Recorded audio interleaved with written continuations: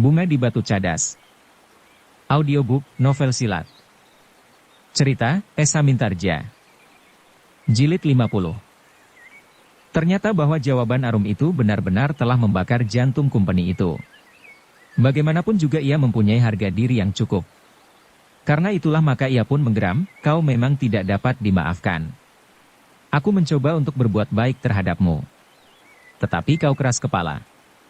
Jangan menyesal bahwa kau benar-benar akan mati. Arum tidak menjawab, tetapi ia sudah bersiaga sepenuhnya. Bahkan ia pun kemudian maju selangkah sambil mengacukan pedangnya. Sekali-sekali digerakkannya pula untuk memancing gerakan lawannya. Seperti yang dikatakan oleh Juiring, bahwa company itu pun segera memiringkan tubuhnya, mengacukan pedangnya hampir sepanjang lengannya. Begitulah caranya bertempur dengan pedang, berkata Arum. Sejenak Arum melihat sikap itu. Namun kemudian ia tidak dapat berdiam diri sambil mengamati lawannya, karena company itu pun segera menyerangnya pedangnya yang besar dan panjang itu pun segera terjulur terus ke depan menusuk langsung ke arah dada. Tetapi Arum sudah bersiap.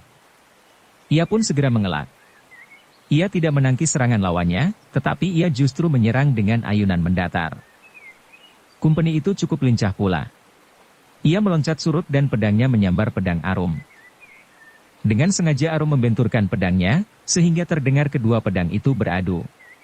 Sepercik bunga api meloncat dari benturan itu. Arum meloncat mundur. Company itu memiliki tenaga yang cukup kuat. Tetapi tenaganya benar-benar tenaga jasmaniah saja. Meskipun demikian Arum tidak dapat mengabaikan kekuatan itu. Sehingga dengan demikian, ia harus berusaha setiap kali menghindari benturan-benturan yang dapat terjadi.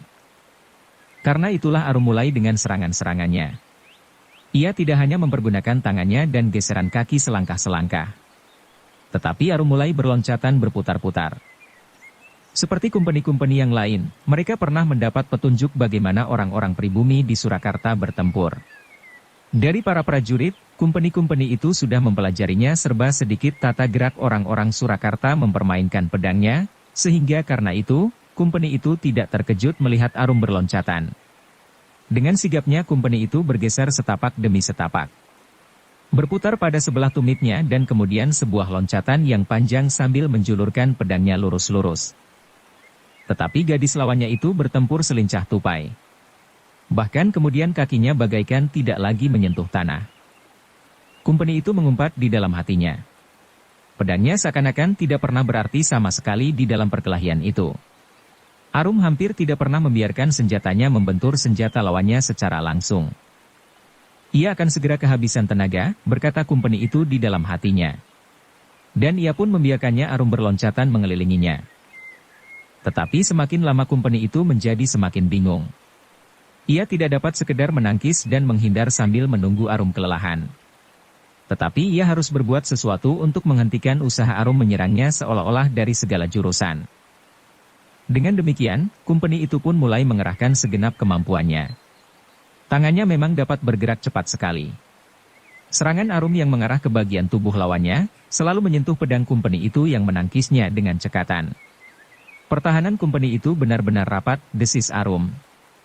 Namun Arum masih berharap, bahwa company itu pada suatu saat akan menjadi semakin lamban dan memberikan kesempatan kepadanya untuk menyusupkan pedangnya.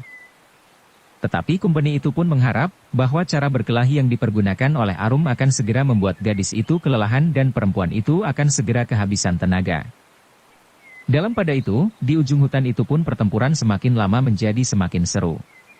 Ternyata bahwa Laskar Pangeran Mangkubumi telah berhasil memecah pasukan Surakarta. Mereka menjadi terpisah-pisah dibelah oleh Laskar Pangeran Mangkubumi yang dengan sengaja melakukan gerakan-gerakan menyilang.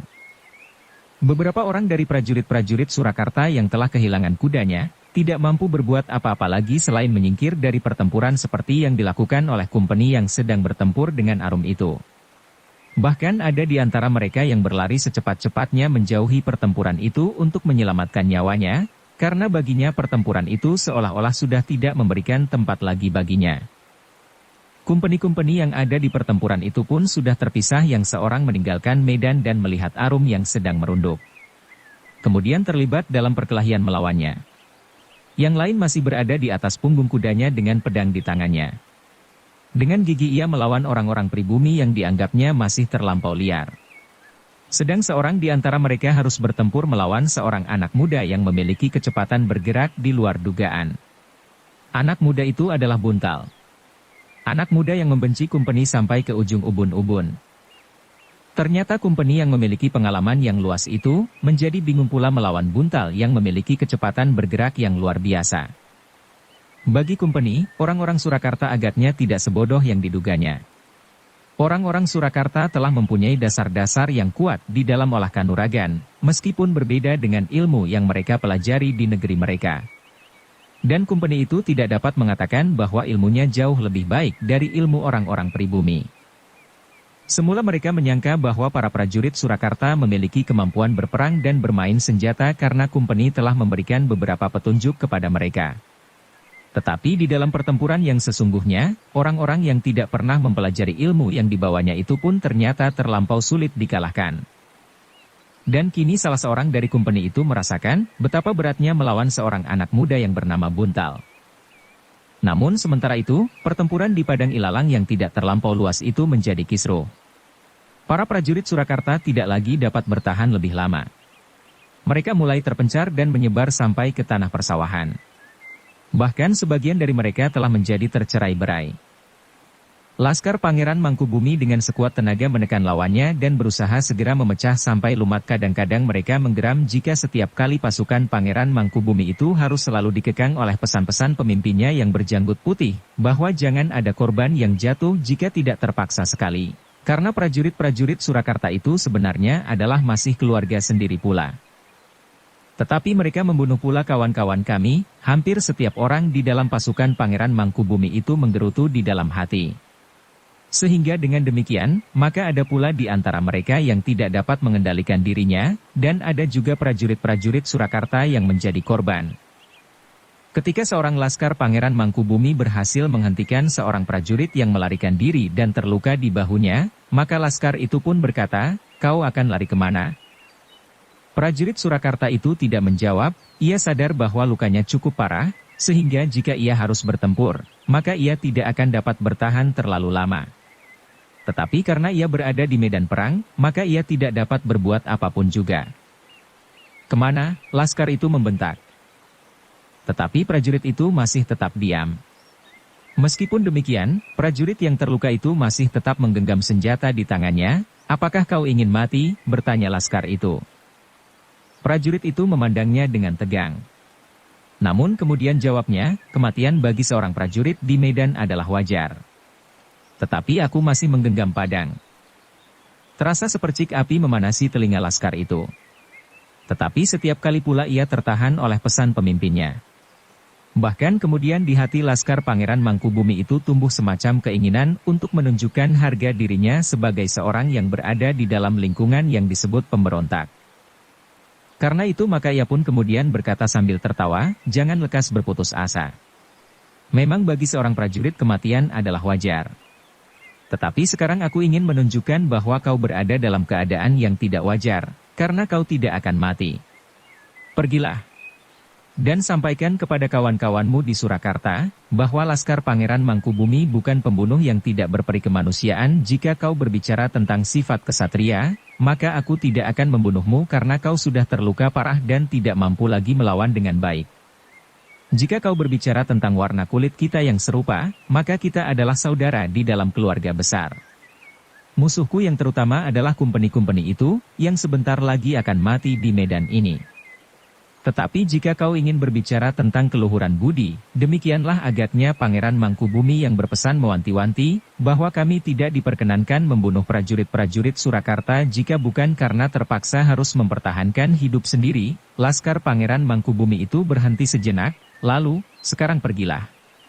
Sampaikan salamku kepada prajurit-prajurit Surakarta yang lain. Mereka bukan musuh kami dalam arti yang sebenarnya." Prajurit itu termangu-mangu sejenak. Terasa sebuah sentuhan yang pedih tergores di dinding jantungnya, namun kemudian harga dirinya pun melonjak pula. Katanya, "Jangan menjadi pengecut. Apakah kau melihat bahwa meskipun aku terluka, aku masih cukup kuat untuk membunuhmu?" Laskar Pangeran Mangkubumi itu terkejut mendengar jawaban itu. Tetapi ia pun kemudian menyadari bahwa prajurit itu tidak mau dihinakan. Maka katanya, jangan merajuk. Pergilah sebelum kau menyesal. Laskar Pangeran Mangkubumi itu tidak menungguinya lebih lama lagi. Ia pun segera meninggalkan prajurit Surakarta yang terluka itu untuk segera terjun kembali ke dalam pertempuran yang riuh, tetapi yang sudah tidak lagi merupakan benturan yang dahsyat dari dua kekuatan yang seimbang, karena sebagian besar prajurit Surakarta telah benar-benar tercerai-berai. Sejenak prajurit Surakarta itu termangu-mangu. Ia tidak menyangka akan mengalami perlakuan yang demikian. Menurut pendengarannya, Pangeran Mangkubumi dan Raden Mas Said telah menghimpun kekuatan dengan mengumpulkan para penjahat besar dan kecil. Orang kasar dan bodoh. Anak-anak muda yang tidak mempunyai hari depan sama sekali, sehingga dengan mudah dapat dihasut untuk melakukan kekerasan dan bahkan kejahatan sekalipun. Tetapi yang dijumpainya ternyata memberikan kesan yang berbeda sekali. Dalam keraguan-raguan prajurit itu sempat melihat arena yang kacau. Tetapi ia pun melihat yang sebenarnya telah terjadi, prajurit Surakarta telah tercerai-berai sama sekali. Karena itu, tidak ada gunanya ia berbuat apapun juga selain meninggalkan medan dan kembali ke Surakarta. Dan prajurit itu pun kemudian melangkah pergi dengan tergesa-gesa sambil menahan sakit pada lukanya. Mudah-mudahan aku dapat mencapai Surakarta dengan keadaan seperti ini. Dalam pada itu pertempuran di ujung hutan itu sudah tidak terlalu riuh. Prajurit-prajurit Surakarta sudah tidak bertahan lebih lama lagi. Dan agaknya Laskar Pangeran Mangkubumi pun membiarkan mereka lari meninggalkan gelanggang. Beberapa orang saja di antara Laskar Pangeran Mangkubumi itu yang mengejar mereka sambil berteriak-teriak.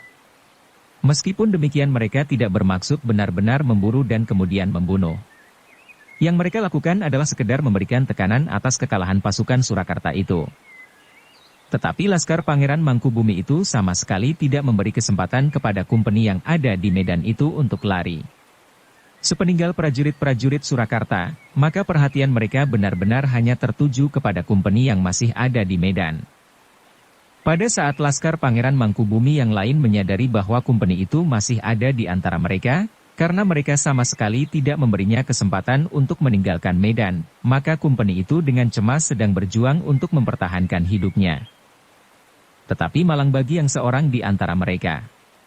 Betapapun kumpeni itu cakap mempergunakan pedangnya, tetapi menghadapi lawan yang tidak menentu, ia pun akhirnya menjadi bingung.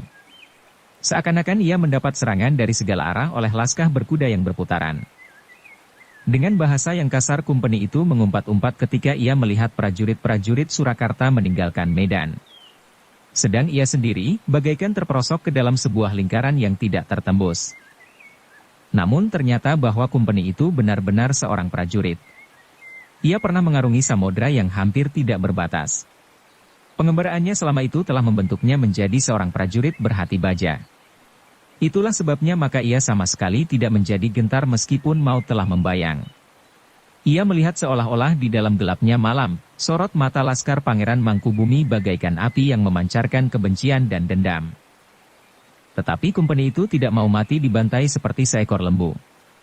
Seperti kepercayaan yang telah berakar di dalam hatinya, seorang prajurit harus mati dengan pedang di tangan.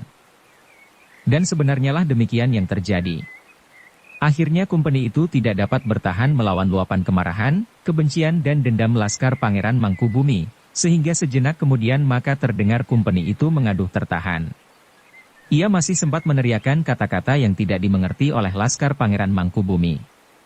Namun kemudian ia pun mulai kehilangan keseimbangan. Ketika sebilah ujung pedang menyambar pundaknya, maka ia pun tidak lagi dapat bertahan, berpegangan pada kendali kudanya. Sesaat kumpeni itu masih berusaha mengangkat pedangnya. Namun tangannya sudah terlampau lemah, sehingga yang dapat dilakukannya adalah menggenggam pedang itu erat-erat. Ketika kudanya melonjak oleh kejutan sentuhan senjata seorang Laskar Pangeran Mangkubumi, maka kumpeni itu sudah tidak mampu bertahan lagi, dan ia pun terlempar dari punggung kudanya jatuh ke atas bumi. Bumi yang hendak dirampasnya dari tangan putra-putranya yang setia. Akhirnya kumpeni itu harus menebus keserakahannya dengan nyawanya. Di tempat yang lain, Buntal masih bertempur dengan gigihnya. Beberapa orang kawannya yang melihat pertempuran itu, segera melingkarinya. Mereka seakan-akan ingin melihat, apakah Buntal mampu mengalahkan kumpeni itu. Dengan demikian, mereka membiarkan buntal bertempur seorang melawan seorang di atas punggung kuda masing-masing. Sebenarnya lah bahwa buntal memang tidak ingin diganggu oleh kawan-kawannya. Ia benar-benar ingin mengukur kemampuannya dengan kumpeni itu. Kemampuan bermain pedang, dan kemampuan bermain-main dengan kuda. Meskipun kuda kumpeni itu agak lebih tegar dari kudanya, namun ternyata bahwa kuda buntal pun cukup lincah pula. Dalam pada itu, di tempat lain, Arum masih bertempur dengan gigihnya melawan seorang dari kumpeni-kumpeni itu. Dalam keadaan berikutnya, ternyata Arum menjadi berbesar hati. Meskipun kumpeni itu bertubuh tinggi tegap, namun kecepatan geraknya dapat dilampauinya. Arum merasa bahwa dengan ilmunya ia akan dapat menembus pertahanan lawannya yang nampaknya masih cukup rapat. Setiap kali Arum berkata kepada diri sendiri, benar juga. Kaki orang asing itu seperti diberati timah. Dan Arum dapat berloncatan semakin cepat seperti kijang di padang rumputan. Tetapi ternyata bahwa Arum tidak dapat segera menembus pertahanan lawannya seperti yang diharapkan. Meskipun kumpeni itu nampaknya hanya bergeser setapak dua tapak, namun ia seakan-akan dapat menghadap ke segala arah dari manapun ia menyerang. Gila, desis Arum, ia hanya berputar-putar saja di tempatnya. Tetapi Arum tidak menjadi bingung. Bahkan serangannya semakin lama menjadi semakin cepat dan seolah-olah telah mengurung kumpeni itu di dalam lingkaran pedang. Meskipun demikian kumpeni itu masih tetap pada sikapnya. Sekali-sekali kumpeni itu bergeser selangkah maju, kemudian surut dan berputar pada sebelah kakinya. Dalam pada itu, prajurit Surakarta telah tercerai-berai ke segala arah, di antara mereka ada pula yang berlari menyusur parit dan ketika tiba-tiba saja prajurit itu muncul di tikungan, dilihatnya di balik gerumbul dua orang yang sedang bertempur dengan sengitnya. Akhirnya prajurit itu pun mengenal bahwa yang berkelahi itu adalah seorang kumpeni melawan orang yang tidak dikenalnya. Tentu salah seorang pemberontak telah mengejar kumpeni itu, berpikir prajurit itu. Karena itu, selagi tidak ada orang lain, maka ia pun berkata di dalam hatinya, aku harus menyelamatkan kumpeni itu sebelum orang-orang yang liar itu mengejar kami. Dengan demikian maka perlahan-lahan prajurit itu pun mencoba untuk merunduk dengan senjata di tangan. Baru beberapa langkah di sebelah perkelahian itu ia meloncat sambil berkata, tahankan Tuan. Aku akan membantu Tuan. Kumpeni itu sempat berpaling. Dilihatnya seorang prajurit Surakarta telah berdiri di belakangnya. Bunuh saja perempuan ini, desis kumpeni itu. Perempuan, kata Tuan. Ya. Perempuan. Prajurit Surakarta itu termangu-mangu sejenak. Namun ia pun kemudian segera maju mendekati Arum dengan pedang terjulur. Arum menjadi berdebar-debar. Ia tidak segera dapat mengalahkan kumpeni yang bertempur dengan ilmunya yang lain dengan kebiasaan orang-orang Surakarta. Tetapi dengan ilmu itu kumpeni itu pun tidak dapat berbuat banyak melawan Arum yang lincah selain mempertahankan diri. Tetapi tiba-tiba Arum kini dihadapkan kepada dua orang lawan sekaligus. Namun bagaimanapun juga, Arum sudah sengaja datang ke medan peperangan. Itulah sebabnya maka Arum pun telah membulatkan tekadnya menghadap segala akibat. Karena itu, maka ia pun segera mempersiapkan diri untuk melawan kedua orang itu. Sejenak kemudian perkelahian itu pun telah berkembang. Arum memusatkan perhatiannya kepada prajurit Surakarta yang bertempur dengan cara yang lain dari kumpeni itu. Prajurit Surakarta itu bertempur dengan memanfaatkan segenap tubuhnya seperti Arum sendiri. Ia tidak sekedar bergeser selangkah maju kemudian surut. Tetapi prajurit itu pun berloncatan dengan cepat dan cekatan. Tetapi dengan kehadiran prajurit itu, ternyata bahwa kumpeni yang semula hanya bertahan saja mulai bergerak lebih banyak. Meskipun ia tidak dapat bertempur seperti Arum dan prajurit Surakarta itu, namun dengan caranya sendiri ia telah menyerang Arum pula. Terasa kemudian oleh Arum, bahwa melawan dua orang yang memiliki ilmu yang berbeda itu agak sulit pula. Kumpeni yang gerakannya sebagian besar adalah gerakan yang datar, seperti sekedar maju dan mundur itu dibarengi dengan serangan-serangan yang lincah dari prajurit Surakarta, merupakan perlawanan yang sangat berat. Namun Arum tidak menjadi berputus asa. Ia bertempur terus dengan sekuat tenaganya. Tetapi bahwa kemudian yang melihat perkelahian itu tidak hanya seorang prajurit saja, membuat Arum menjadi berdebat. Sejenak kemudian telah datang pula seorang prajurit yang berlari-lari. Tetapi prajurit itu pun berhenti pula setelah ia melihat seorang kawannya dan seorang kumpeni bertempur melawan seorang yang tidak dikenal. Seperti kawannya dan kumpeni itu, prajurit yang datang kemudian itu pun menganggap bahwa orang itu tentu salah seorang dari laskar Pangeran Mangkubumi. Karena itulah, maka ia pun segera melibatkan diri pula di dalam pertempuran itu. Arum yang mendapat lawan lagi, akhirnya merasa bahwa ia tentu akan mendapat kesulitan. Ia merasa bahwa terlampau berat baginya untuk mengatasi ketiga lawannya itu sekaligus. Meskipun demikian, ia sudah dengan sengaja berada di medan. Dan akibat yang manapun juga akan diterima dengan dada tengadah.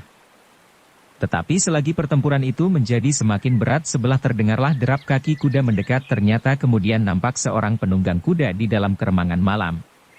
Sejenak penunggang kuda itu termangu-mangu. Namun ia pun kemudian dapat menilai keadaan. Seorang yang tidak dikenal sedang bertempur melawan seorang kumpeni dan 2 orang prajurit. Karena itu, maka penunggang kuda itu pun segera meloncat turun. Dengan hati-hati ia mendekati arena perkelahian itu dengan heran. Ia justru tidak mengenal orang yang sedang bertempur melawan kumpeni dan 2 orang prajurit itu.